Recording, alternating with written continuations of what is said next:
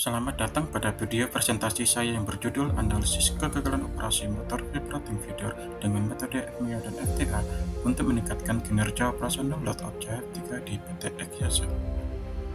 PT EKYZ merupakan salah satu perusahaan tambang yang mengandalkan efisiensi dan kontinuitas operasional. Proses bisnis di PT EKYZ meliputi proses produksi, pengangkutan, dan penjualan batubara ke pelanggan.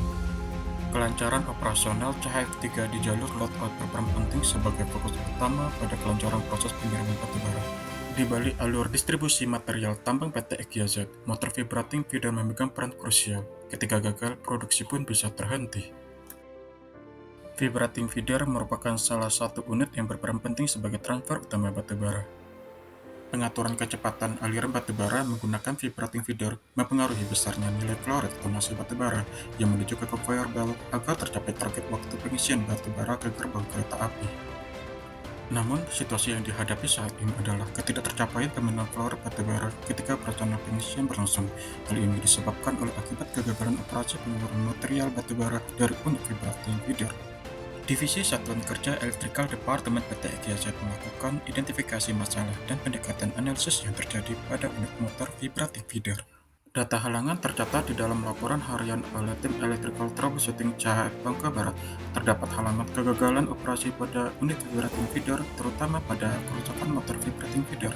Total gangguan kegagalan operasi pada motor vibrating feeder sebanyak 30 kali kejadian atau sebesar 8,3% tahun 2024. Performability loadout periode tahun 2024 juga mengalami penurunan signifikan, dengan rata-rata viability 92% dari target 95%. Untuk mengidentifikasi akar penyebab kegagalan kerusakan motor vibrating feeder, diperlukan strategi mitigasi risiko yang terukur. Metode FMEA dan FTA digunakan sebagai salah satu pendekatan analisis dalam penelitian ini. Studi lapangan dilakukan untuk melakukan analisa dan observasi di lapangan untuk menganalisa dan identifikasi risiko faktor dan penyebab kegagalan operasi unit.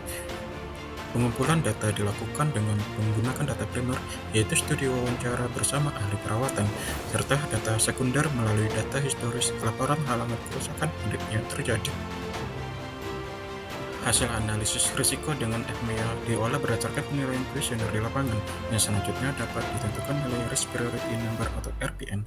Hasil penilaian RPN dengan skor tertinggi diperoleh 3 nilai kritis terhadap risiko kegagalan operasi motor vibrating feeder, yaitu risiko bearing aus pada komponen bearing dengan RPN 500, risiko anomali vibrasi dengan RPN 450, dan risiko circuit antar lilitan dengan RPN 360.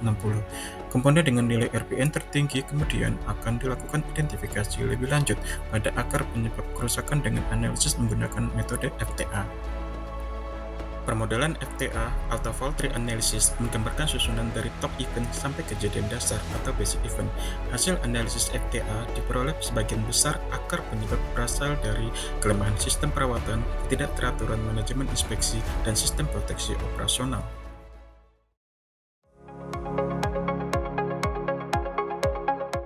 Setelah melakukan tahapan analisis dengan menggunakan metode FMEA dan FTA untuk mengetahui akar dari permasalahan yang lebih spesifik, terukur, dan mendalam, maka proses tahapan selanjutnya adalah proses perbaikan sebagai langkah mitigasi untuk mengurangi breakdown kerusakan motor vibrating feeder CHF3. Action Priority Metric sebagai alat untuk menentukan kriteria penilaian solusi mitigasi berdasarkan prioritas tindakan, dengan keputusan yang diambil berdasarkan dampak dan kemudahan implementasinya.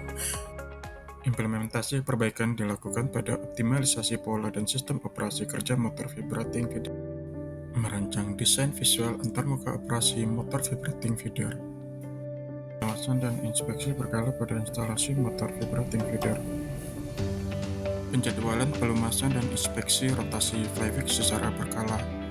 Hasil implementasi perbaikan mampu menurunkan frekuensi kegagalan operasional motor vibrating feeder menurun dari 8,3% menjadi 4,2%.